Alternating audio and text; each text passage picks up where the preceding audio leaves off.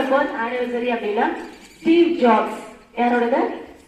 Steve Jobs. he was a pioneer, he was a innovator. innovator அப்படின்னா எதையுமே புதுமையா பண்றதுதான்.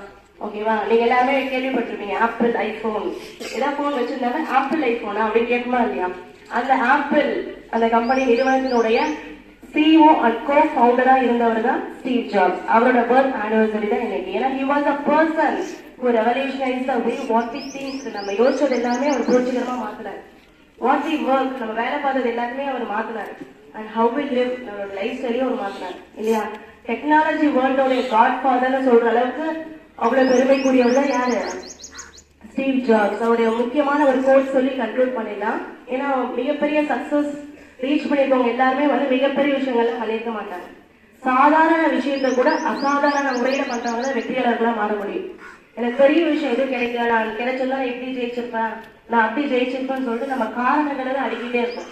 இல்ல, ஒரு சிறிய விஷயத்த கூட நம்ம நேர்த்தியா ரொம்ப அழகா அசாதாரண முறையில செஞ்சோம் அப்படின்னா கண்டிப்பா வெற்றி நம்முடைய மட்டும்தான் இருக்கும். அதனாலதான் ஸ்டீவ் ஜாப்ஸ் எல்லாரும் என்ன சொல்றாங்க தெரியுமா? பெர்ஃபெக்ஷனிஸ்ட் சொல்றாங்க. என்ன சொல்றாங்க? பெர்ஃபெக்ஷனிஸ்ட். எதையுமே அவ்வளவு நேர்த்தியா பண்ணுவாரு. அவர் என்ன சொல்றாரு அப்படின்னா, your time is limited. உங்களோட டைம் ரொம்ப லிமிட்டடா இருக்கு. So don't waste it by living someone else's life. அதை வேஸ்ட் பண்ணாதீங்க. மற்றவங்களோட வாழ்க்கையை நீங்க வாழ்ந்து உங்களோட வாழ்க்கையை வீணாக்காதீங்க. So live for yourself.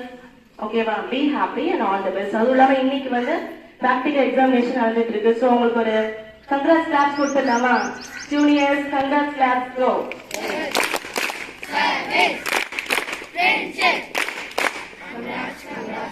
Okay, நம்ம ஸ்கூல் கேம்பஸ் ஒரு பீஸ்ஃபுல்லான கேம்பஸ் தான் இன்னைக்கு யூ ஷுட் கோஆபரேட் இல்லையா? Okay, thank you so much.